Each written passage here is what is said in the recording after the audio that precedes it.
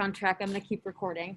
So for everyone who's on the recording, I'm on 2-3 letter or number 2C, I think. 2D, I lied. 2D. So we're going to factor that. All right. So when I factor this equation, we should be good at factoring. So I see some of us bustling away with our pencils already factoring for me. I've got a common factor of 2, actually -2 in all of these. So I'm going to take out a -2 from all of those terms. -2 divided by -2, or -2x squared divided by -2 is just x squared. 20x divided by -2 is -10x. And -18 divided by -2 is +9. Once I have that factored, then I'm going to factor that quadratic that's on the inside, x squared minus 10x plus 9. That -2 keeps coming through with me.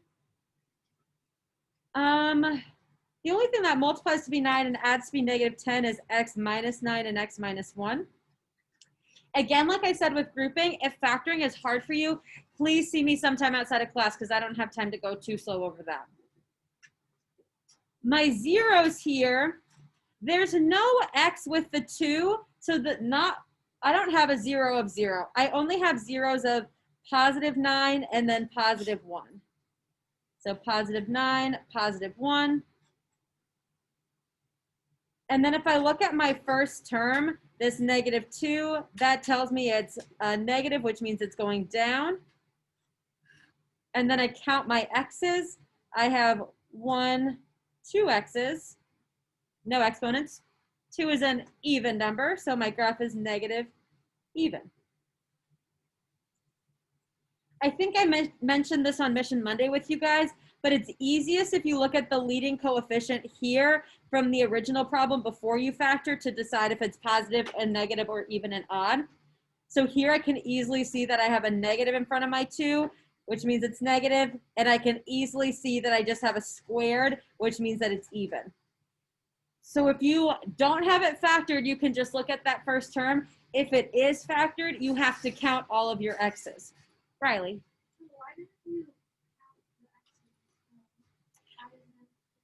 So if it's not factored, like it is in the original equation right here, that's not factored. So it's already in the extended form, so it's only x squared. That's your biggest exponent.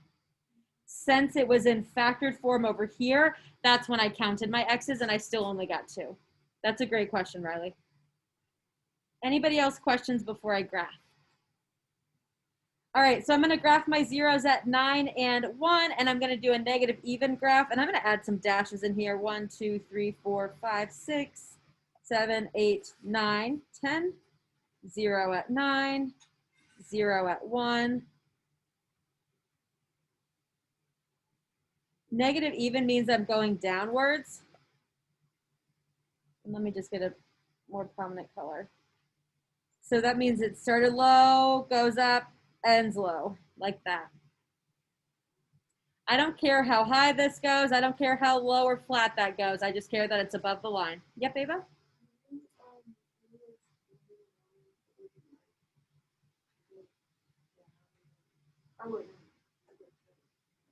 Because the only zeros I have are those 2 zeros, right? Yep. So sometimes the most confusing ones in our head are the easiest ones because you expect there to be more stuff and there's not any more stuff. So this is just as simple as it gets. All right, let's do the next one. Yeah. And it doesn't bounce because like there's no any more exponents besides that squared, right? That tells us how many x's there are on your factor. If there are exponents here, then it bounces, but there aren't, so we don't have to bounce. Mm-hmm. Okay. Thank you. Next one says x to the third minus 36x. Let's start factoring. I've got x squared minus 36. Ooh, nice. I've got a difference of squares. X minus 6, x plus 6.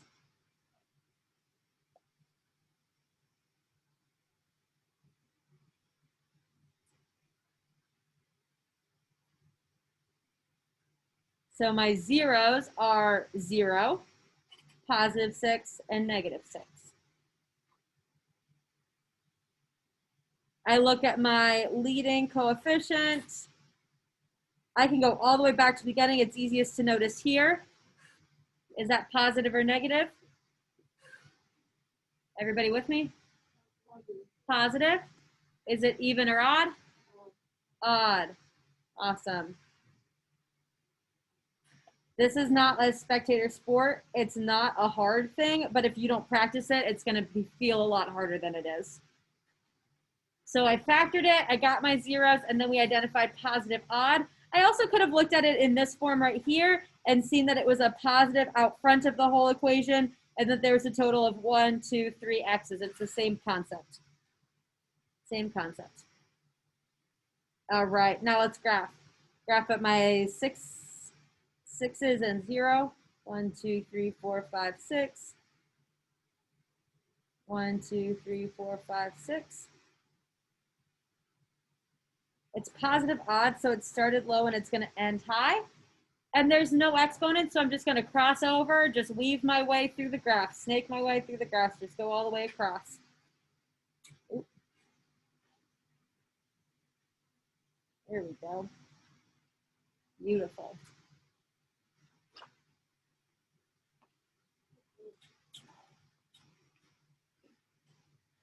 All right, the next page is going to be some calculator problems.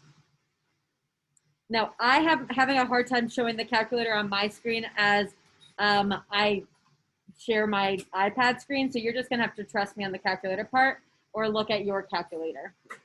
What we're going to do is type this into my Y1, and then we're just going to find where the zeros are.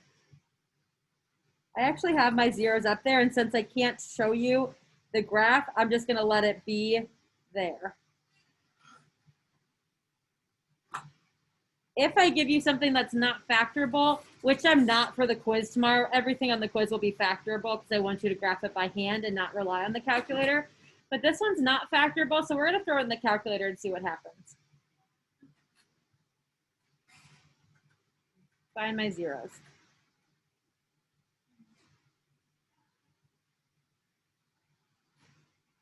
So if I could switch my screen, I would be putting it on my calculator. I would be typing that in. I had to have it on a crazy window. My window went like from like -10 to 20, I think, because it wasn't all in my box. And then my Y's went to like 100 on both sides. So I had a pretty big window to see this all in. Once I plug it in and press graph, and I can see the whole graph, then I look to find my zeros. And these were the zeros I found. You guys are pretty good at zeros. I would pick one and see if you can find it the same that I found, and then trust that you could find the other ones if asked.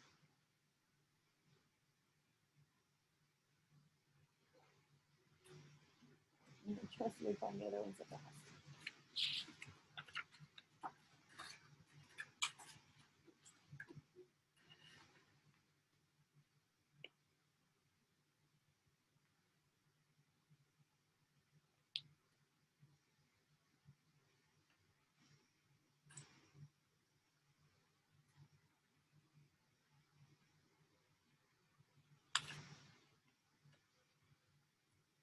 I found my zeros at -5, 1, and 11.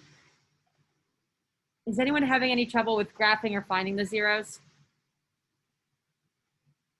The biggest thing is the window.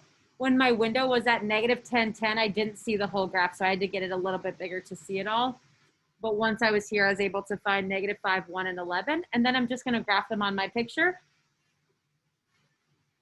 -1, 2, 3, 4, 5, 6, 7, 8, 9, 10. Oh, that's not right. I'm just tripping. 2, 3, 4, 5. +1 and +11.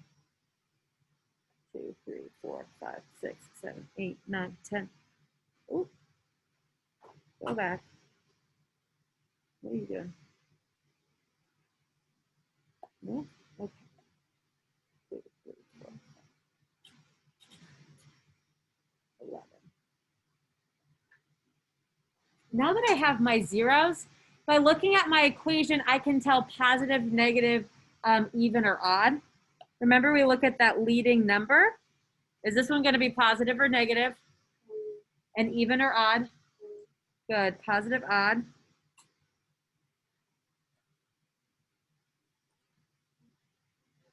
Which means I start low and I end high. And I have no bounces or anything because we looked at the calculator graph. There were no bounces. I know there's no exponents for us to look at, but from the calculator, we didn't see any bounces. So we just cross, cross, cross. Say that again. I just told you what my window was when I put it in the calculator since I can't show you my calculator. Same idea for the next one. So if you got this one, I want you to graph the second one. Mm-hmm. So we're done with F. I'm ready to move on to G. Any lingering questions on F before I move on?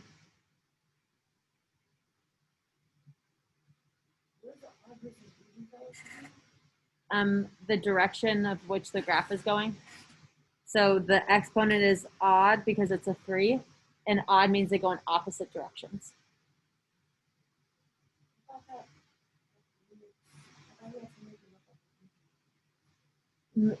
It's when you make it look cubic when there's a cube like on a factor. But since that x cubed was just part of a normal statement, there were no parentheses, it was not factored. That's why it was just a normal graph. So let me go back to it. On letter G, I found my zeros to be at 8, -6, and 2. Is that what you guys found too? No? Make sure that you have the right signs in your calculator. Do you have a plus instead of a negative or something? Yep, that's a common mistake. Anybody else get at least one of the same zeros I did? All of them? All right, so if I were to graph those, it's the exact same thing. On the calculator, were there any bounces or anything? Nope, it just weaved right on through. 1, 2, 3, 4, 5, 6. And then 2 and 8. 1, 2, 3, 4, 5, 6, 7, 8.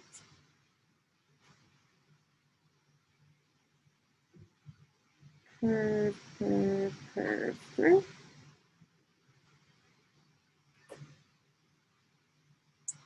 All right, questions so far? We hanging in yet, Riley? That's a great question. I think this is something you maybe talked about in Algebra 2, but maybe not. If you have your exponent, and this is something I think we actually get into in a couple of lessons. Riley asked, how do you know how many zeros we're gonna have? The exponent that you have is the most amount of zeros you could have. So this exponent was 3. The most zeros we could have would be 3. We could have anywhere between 1, 2, or 3 because of the exponent. We would never have more than 3, but we could have less than 3. Think about it this way. If instead it did something like this, and Ava, that's what yours kind of looked like at first, right? This only has 1 0, so 1 0 is possible. And then if we had done this instead, like a bounce, that's 2 zeros. So with a cubic, you can have 3 zeros at most. I think we have a theorem for that in a little bit, so hold tight for a couple lessons, right? And we'll talk about it again. Okay, we're gonna skip number 5 just because, but we are gonna do 3 and 4 because those are super simple. It says write the equation of a cubic function with √3, -√3, and 6 as zeros. Multiply out. When we went back up here, like if I'm looking at, I don't know, letter 2A, these were all, this is in factored form, and these were all of my zeros written in parentheses. If I tell you I want my zeros to be certain numbers, we're going to do that, but we're going to put them in x minus that number in parentheses. So I'm going to do x minus radical 3 is 1 0. Just the opposite sign, x minus that number. Same thing, I'm going to do x minus -3, which is x plus radical 3. And then the next one is 6, so I'm going to do x minus 6. If you were given this, you could take all of those numbers out to be the zeros. And it says it wants it to be a cubic function. Well, how many x's do I have there? 3? So is it cubic? Perfect. Now it says multiply out, so we're just going to FOIL this. I know, yuck, but it'll go pretty quick. When in doubt, if there's radicals, do those together first because you're going to get rid of some middle term, okay? Don't do the 6 and the root 3. Do the root 3s together. So I'm going to do this FOIL first. X squared plus root 3x minus root 3x minus root 3 times root 3 is root 9, which is a positive, or which is a whole 3, but it's negative. I gave you the hint to start here because my plus root 3x and minus root 3x go away, and I'm just left with x squared minus 3. This whole time I was bringing my x minus 6 along, and now I'm ready to multiply by my x minus 6. I might be a broken record, but I feel like I've said before to you, or at least the other class, pre-cal or calculus is all algebra. Just the first step is a pre-cal. So the first step would be this, like putting it in the equation. Maybe we didn't know that before, but everything after this, like you foiled in like algebra 1, right? We've been foiling forever, and we just all build off of this. That's how calculus is too for any of you who are going to take calculus at some point. It's all algebra. The hardest part of calculus is algebra. Multiply, multiply. X to the third minus 6x squared minus 3x plus 18. Ooh, I lost my x.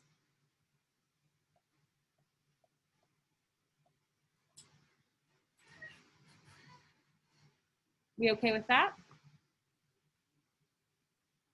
The next one's super simple, but we don't have, or similar to that one, but we don't have to multiply it out. It says write the equation of a polynomial function with 3, negative 4, 1 with multiplicity of 3 as zeros. Do not multiply out. Okay, so my first two are just the simple zeros. We already talked about this. We're going to do y equals, I'll do x minus 3, and I'll do x plus 4. We're okay with that, right? The thing that's confusing is the one that says 1 with multiplicity 3. Ooh, 1 with multiplicity 3. Multiplicity means that's my exponent. So my 0 is still 1, so I'm going to write x minus 1 in my parentheses. But multiplicity of 3 means I'm going to have an exponent of 3 on that 0. So I would probably in my notes right next to multiplicity say exponent of. So in the future, I know that's how I got the exponent right here. And it says don't multiply out, so this is a good answer. Any questions so far? Hanging in there? Maybe? And then we're going to skip 5. Okay, so starting now, I'm assigning your 2-3 homework. So I know that that's out of order. I'd go right on your 2-3 or put it in your planner. Your 2-3 homework will be due in 2 days, which is Friday. You can bring it to me tomorrow in class, or you can bring it to me on Friday in person, or you can submit it online. This is the first homework we've had due yet.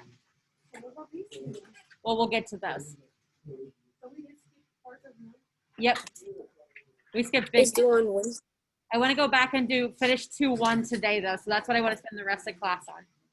Kirsten? When did you say, I'm sorry, when did you say 2-3 was due? On Friday. Oh, on Friday. Got it. Yep. So every time I assign a homework, it's 2 days later. So you can turn it in tomorrow if you're ready. But I want to give you an extra day in case you need that for whatever reason. I don't know your guys' lives. So Thank you. You're welcome. What'd you say? Quite busy? I can only imagine. High school senior year is a lot. Do you guys feel that sometimes? Everyone says it's like the best year, and I thought it was so stressful. I think junior year is pretty good. Nobody hypes junior year.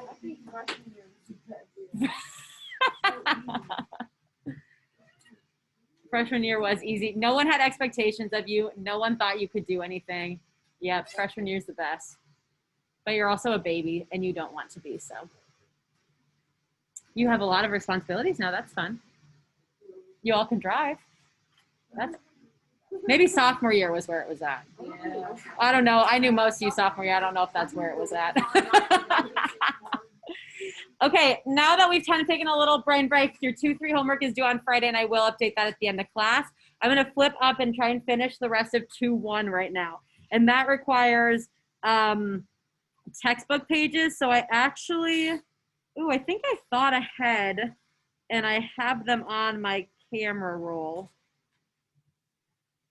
All this camera roll is pictures of math problems. So that's fun. This is only a school iPad, so I don't use this for anything. Yeah, let's send these all to Notability. What'd you say? Oh, yeah.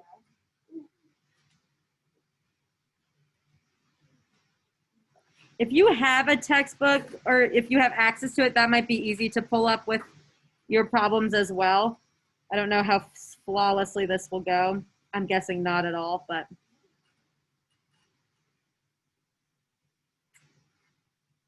58, 59.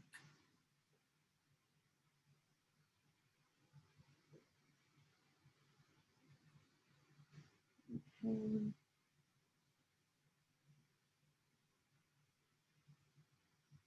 If you don't have textbook access, just be patient for a second while I move these guys up.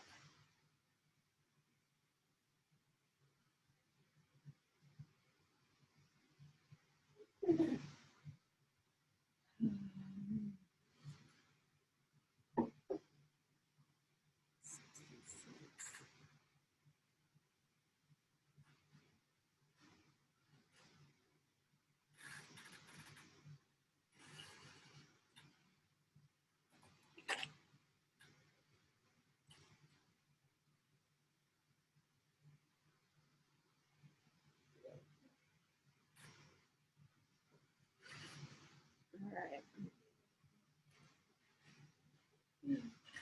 This is not the most ideal way of teaching this, but this is what we're going to do. I think we talked about 54 together in your class, didn't we? The rectangle one. Among all the rectangles whose perimeters are 100 feet, find the dimension of one with maximum area. So every time it gives us perimeter and area, we're going to have two equations that we're going to plug into each other. Did we finish that one? Okay. So we're going to look at the next one, which is 57. So this says we're designing a rectangular patio that's 25 feet by 40 feet. The patio is surrounded by a terraced strip of uniform width planted with small trees and shrubs. Okay, Julie's fancy. If the area of this terraced strip is 504 feet squared, find the width x of the strip. Okay, so let's draw this out. She is fancy. Look at her patio with all the trees and stuff around it. Okay, Julie, we see you. We got a little rectangle. Oh, okay, that was such a bad rectangle, it didn't recognize it. Okay, that was a little bit better. The rectangle is 25 by 40, so if you guys are with me, we're at least drawing some of this so we have like some sense of what this problem is. 25 by 40, and it's surrounded by a strip of uniform width plants of small trees and shrubs. Okay, so the patio is 25 by 40, but outside of that, I have like a strip around it.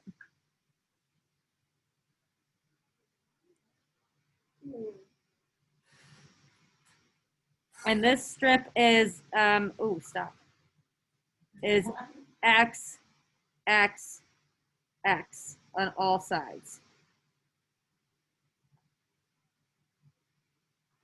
Find the area of this strip. Oh, if the area is 504, find the width of the strip. Okay. All right. I haven't written the quiz yet, to be honest. If I were to write the quiz right now, it would probably be all of the 2-1 stuff with the vertex form. So if you can do problems 1 through 6 on 2-1, you're good. And if you can graph all of what we did today on 2-3, that's probably what the quiz is going to be on. But these are word problems that you usually see come test time, so that's why we want to talk about them. Okay. So let's see. Area, patio. Okay. Can you find the area of the patio? I think we can, right? I just got to check myself. I got to see if I have a key for this. I'll just keep talking though.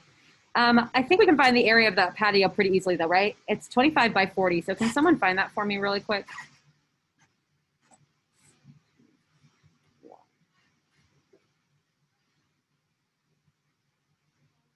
1,000. Awesome. Oh, it looks like I skipped this last year. No helping hands. We're in it by ourselves, guys. 1,000 is what the area of the inside is. 1,000. Okay. If we can break apart the area of this outside terrace, so I've got X on all of the widths. If we made these little bitty rectangles, this rectangle right here is this area right here. We know its width is X, right? You guys okay with those pink rectangles being the same? I just separate it so we could see it instead of drawing over the same thing. Its width is X, and then its length, the length of the red part was 25, and then I've got an X and an X on both sides. So this is 25 plus 2X.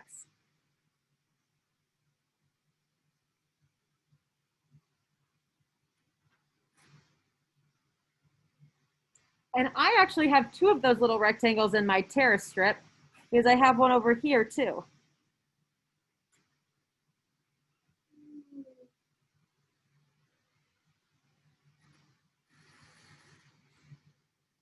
I can find the area of that pink thing by doing X times 25 plus 2X. But I don't just have one rectangle, I have 2 of them. So I can do 2 times that. We're just trying to piece together to find all of this. Now there's still part of that terrace strip that I haven't done yet. Do you see the outside too, the top and bottom? This part right here I haven't done. And this part right here, these are the same. So if I draw that over here off to the side.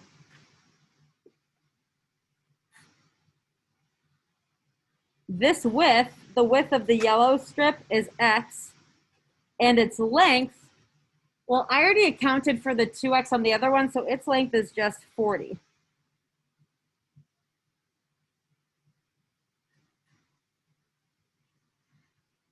Again, I have 2 of those, though, one on top and one on bottom.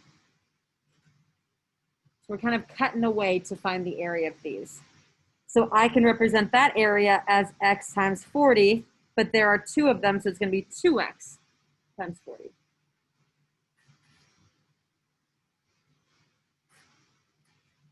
The great part is I know what the area is. The area is 504, so instead of writing A, I can write 504. Now I just have an equation with one variable. It might be a little messy, but I can solve that. Everyone cool so far? Okay. So it looks like we got to start multiplying or distributing.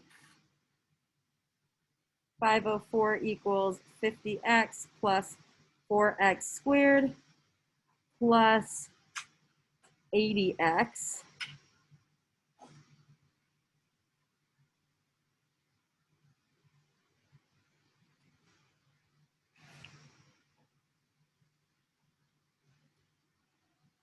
I can combine my 50 and my 80, so I've got 504 equals 4x squared plus 130x.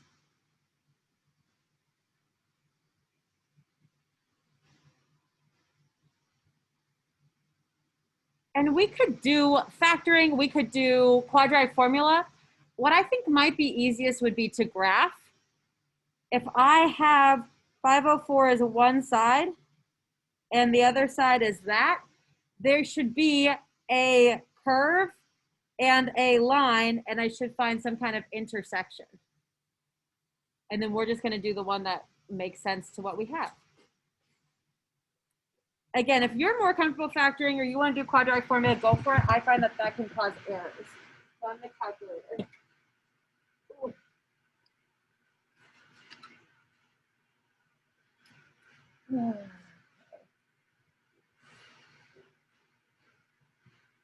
My y1 is 504 and my y2 is 4x squared plus 130x.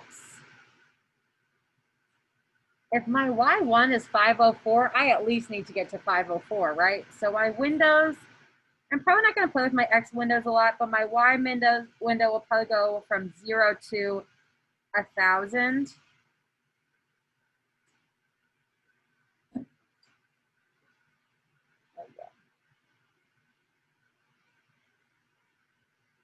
For those of you at home, again, I can't put my computer up. Thank you. Oh, get it But with bigger. your graphing, you can kind of see what I see. Oh, okay. Those at school, you guys can't see it, but you guys can, oh, maybe a little bit there. And then I would find where they intersect. I didn't make my x's any bigger because I don't need any negative x's. I don't need to see anything on the negative side. This one right here is going to be fine. I know it's a quadratic, so it's going to be like a U shape. And so I'm hitting the second part of the U, which is good. So let's do second trace intersect, first curve, second curve, enter. And I got 3.5. Again, not sure if that's helpful. For the intersection at 0?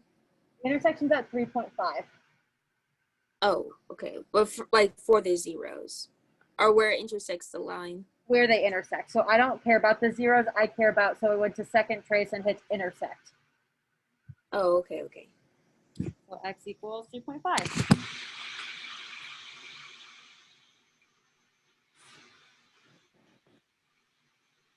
Thank you.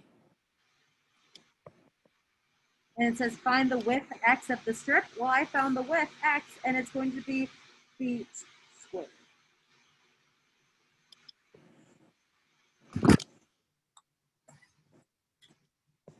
All right, question so far? No, not squared. Ooh, you guys let me say squared like a crazy person. Just feet. Just feet. All right, let's try another one. Got 58, 59, 62, 66. 58, 59, 62, 66. Okay, good.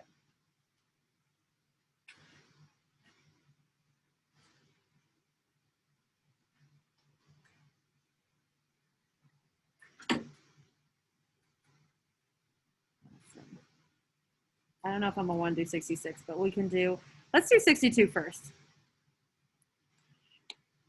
62 says the Sandusky Little League uses a baseball throwing machine to help train 10-year-olds to play catch or to catch high pop-ups. If it throws a baseball straight up with the initial velocity of 48 feet per second at a height of 3.5 feet, find the equation that models the ball. This was on our Unit P test. You remember how we had like a projectile or a ball being thrown or a rock being thrown on our Chapter P test? Or did we all black out Chapter P? It's gone. Wiped. This is something I know you did in Algebra 2 as well, but I know it's been a while since we've talked about it, so that's what we're doing now. And it goes at a velocity of that and a height of 3.5. The general equation was like f of x or y equals negative 4 point something. I'll have to look that up. Negative 4 point something. Deal with me on that. X squared plus, and then it was velocity x plus, and then I think we used s with the 0 below it, which means initial place or initial height. So the v with the o beneath it, that's like a physics term for saying initial velocity or like a velocity at 0 seconds. And then SO is like situation or like initial place, I think is the best way that I think about it. or initial height. Height's a better word.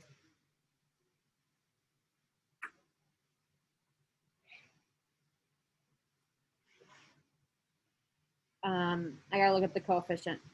Velocity and height, though, we can plug into our formula. So we can plug in negative 48 for my BO and my 3.5 for my height.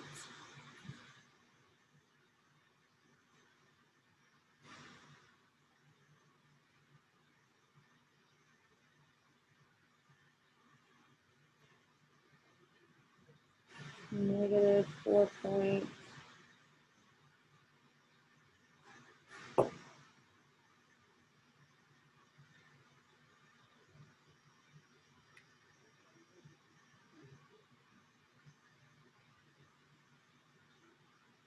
Negative 4.9. Okay, that's what it was. I thought it was negative 4.8.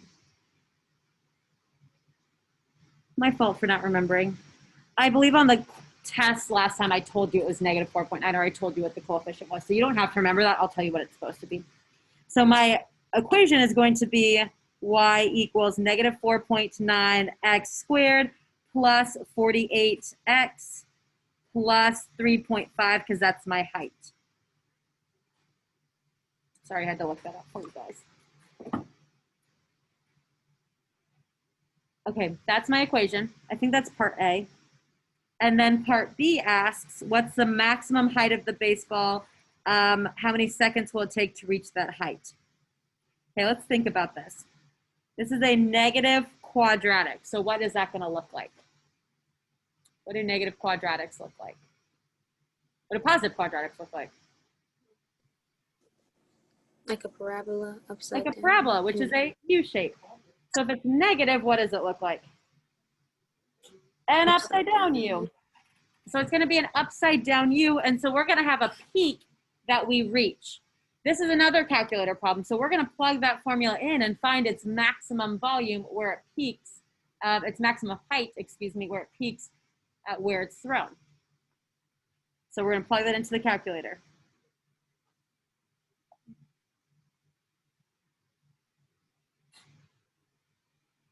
This is just my lame little sketch right here, but it's going to go something like that. And this point is what we want to know. You might want to adjust your window again. And I deleted everything, so I just have negative 4.9 x squared plus 48x plus 3.5. And my x for my window, I'm going to go 0 to 10 and see if I can get it in there.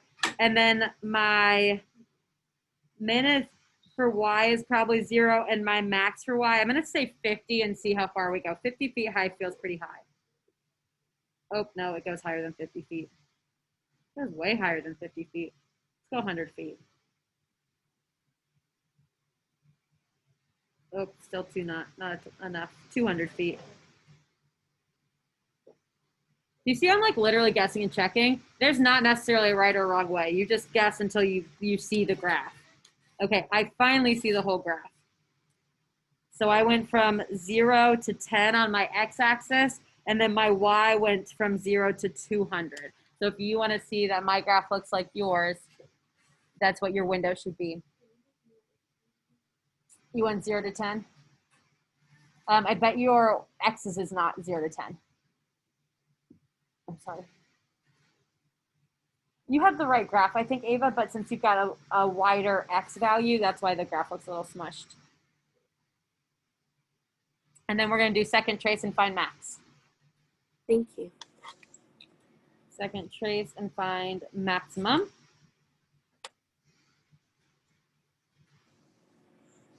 Left, right, yes. And for the maximum, it told me it was 4.9 and 121.1. Let's think about what that means. What is my, my y refers to what? Height. Height. Y is height. Y is usually a distance or a volume or a height or an area. It's usually a thing like that. And X is usually time or like small inches if we're doing area or something like that. Y depends on the X. And so it's telling us that we're doing, we're throwing a ball in the air. And so it has a maximum height, and then it says how many seconds will it take to reach that height. So the seconds is your X value. X is always in time, or usually in time. I don't like to say always, it's usually in time. And then my Y is my height, and it's usually in like feet or miles or something like that, in some kind of distance unit. That's the way I like to think about it. So I would say maximum height is 121.1 feet, and it reaches it at 4.9 seconds.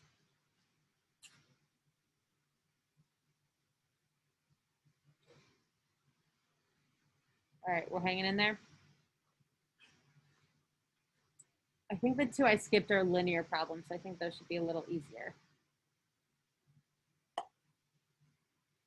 E is a problem you'll definitely see again, so I would maybe star that and say this will definitely be again, probably on a test. It won't be on tomorrow's quiz though.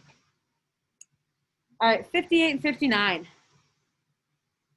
58 says, a welcome home apartment rental company has 1,600 units available, of which 800 are currently rented at $300 per month.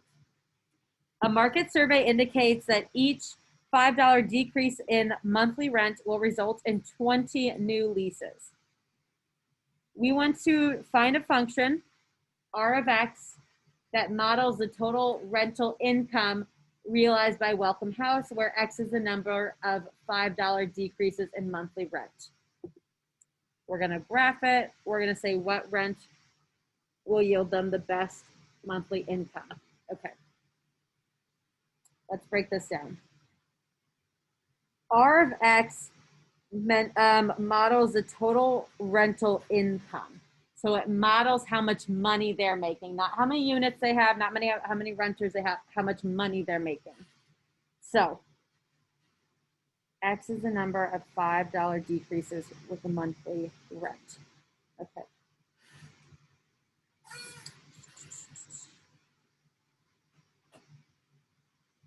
All right, how do I want to start this?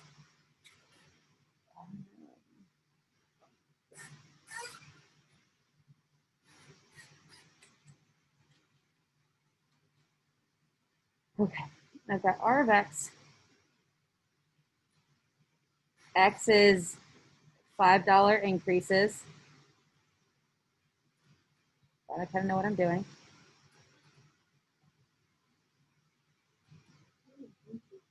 Oh, decreases, thank you, that's important. $5 decreases.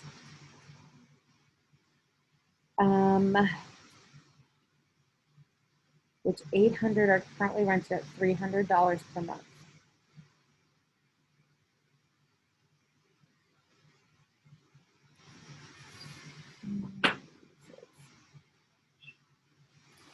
Okay, I'm trying to figure out how much of this info I need to be using.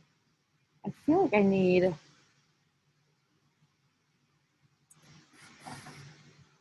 some kind of quadratic because I've got to get a certain height before it starts going back down.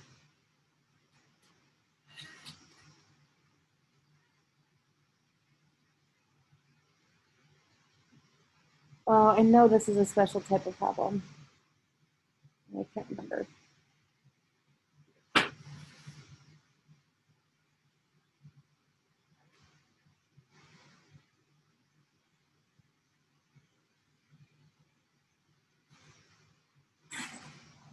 I think we need to put a pin in this one. I'm not going to remember that, and I know it's specific, and I know it's not that hard, and I know that I don't want to teach you something wrong, so we're going to stop on this one. Let me look at our homework. Normally I just skip all this. This is not that important, but that's okay. Let me see. Let's look at our 2-1 homework. See if we can work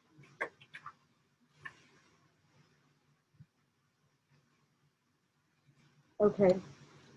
Number on your 2-1 homework, number 2 is like this, and I don't know it off the top of my head, but I want you to work on 1, 3, and 4 because I will finish this after the quiz tomorrow, and then this 2-1 will be due on Monday. And 1, 3, and 4 are fair game for the quiz tomorrow. And then we haven't touched 2, 2 yet. And then you have 2, 3. So you have 4 minutes you can work on homework. I'm sorry, I couldn't remember that problem. I just spaced it. I'll probably learn it by next period, which is not great for you guys. What was 2-4 about? We haven't done 2, 4, 2, 3 homework. Oh, Sorry, did I misspeak? We haven't done yeah, sorry. So it's over 2-1 and 2-3. 2, 1, and 2, 3. Okay. Whew, thank you. So this is in the calculator. I don't just get that one. I don't know what is happening here. I tried to do the other one in the calculator and it did not work. So I think there was some number that was wrong. So just skip number 3 for right now. Thank you. For tomorrow, for when you turn it in. What number? 3. Okay, thank you.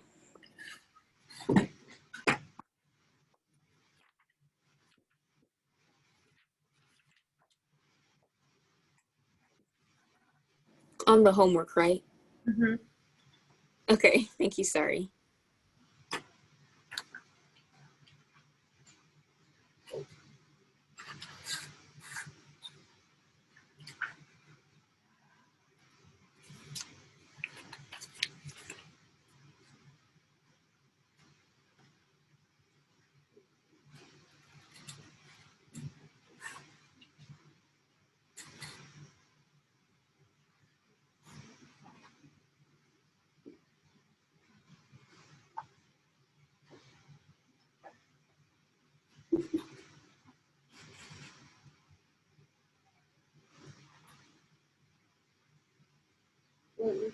Oh. Number 2 and 2, 1.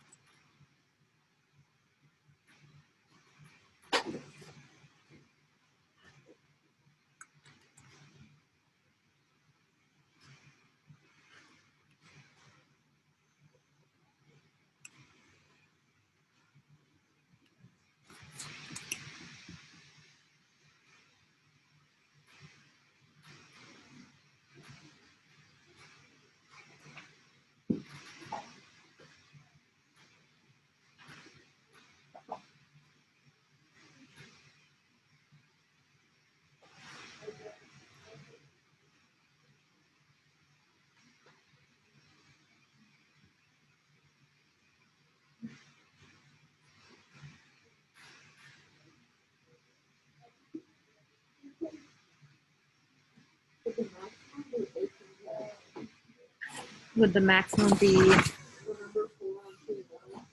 Yeah.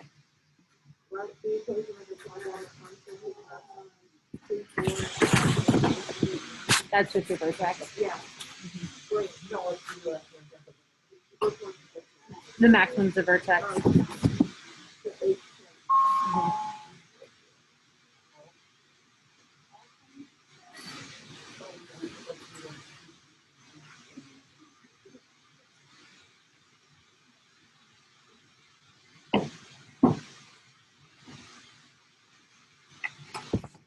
Actually, Grace, 3 is not that hard to do.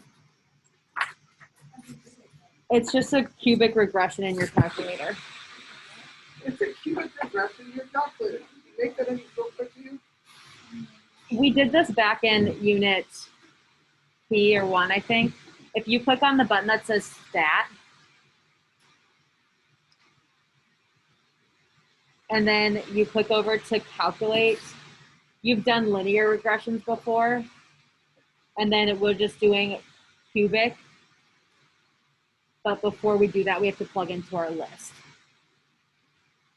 Guys, I'm talking about if you're looking at homework 2-3, number 3. So we've done this before, but I skipped the one on our notes because it didn't make sense. It did not work well. So if you go to your stat button and click edit, you can put those points in as list 1, which is all your X's, and list 2 is all your Y's.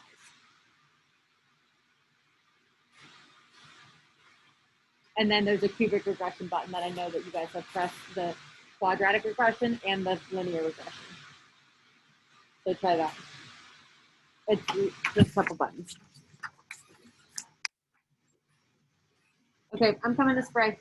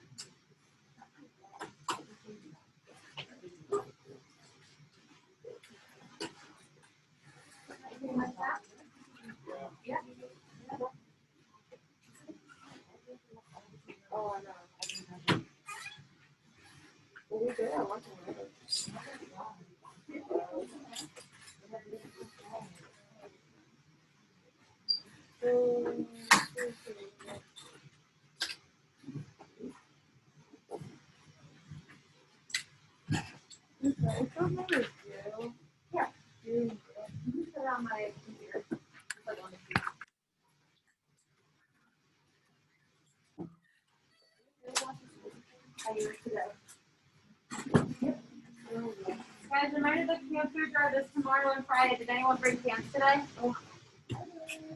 Who brought cans? I did. I'm working it tomorrow morning and Friday morning, so I will not be available before school for help. And I'm starting to take up more practice time right after school, so I'm less available right after school. So make sure to check in if you need anything. What's 3% shopping? Oh, 30 cans and $10. 3% is 50.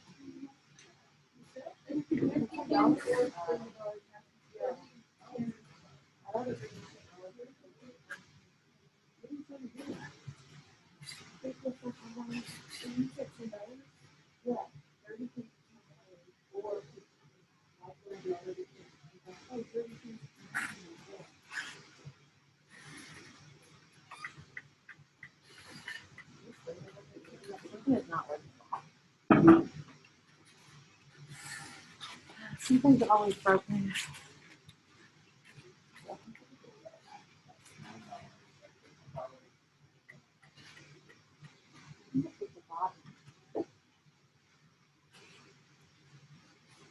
I'll deal with that problem later.